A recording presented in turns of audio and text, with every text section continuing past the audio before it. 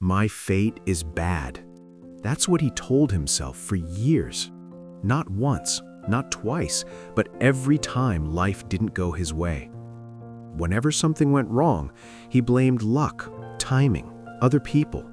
And honestly, life gave him many reasons to believe that story. He worked hard, woke up early, did what he was told, but the results never stayed. Opportunities came and quietly slipped away. Someone else got the promotion. Someone else got noticed. Someone else moved ahead. And he stayed behind.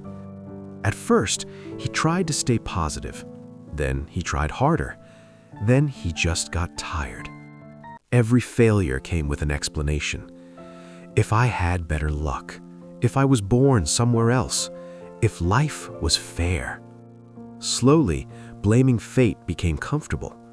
Because as long as fate was the problem, he didn't have to face one painful thought. What if the problem was something he could change? That question scared him, so he avoided it. One evening, after another disappointment, he walked without direction and sat alone on a quiet bench.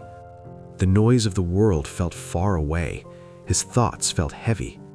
And he said out loud, almost whispering, "Why does fate always choose others?" An old man nearby heard him. The man didn't laugh. He didn't argue. He just looked at him and said calmly, "Fate doesn't choose people. People choose habits." The words didn't sound powerful. There was no drama, no motivational tone, but something about them felt uncomfortable. Because for the first time, the responsibility came back to him. That sentence stayed with him. That night, he couldn't sleep properly, not because he was excited, but because he was thinking. He realized something important. Every time things went wrong, he waited for life to fix itself. He waited for luck to change, for timing to improve, for someone to notice. But he never asked himself one simple question: what can I do differently tomorrow? So he tried something new. He didn't promise a big transformation. He didn't create a perfect plan. He didn't dream about overnight success. He chose something smaller. The next morning, he fixed one small habit. Just one. Then the next day, he fixed another. No blaming, no excuses, no complaints. Some days were boring. Some days felt useless.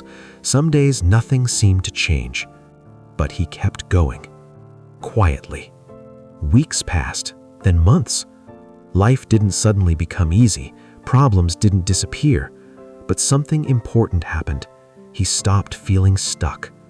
Months later, when he looked back, life looked different.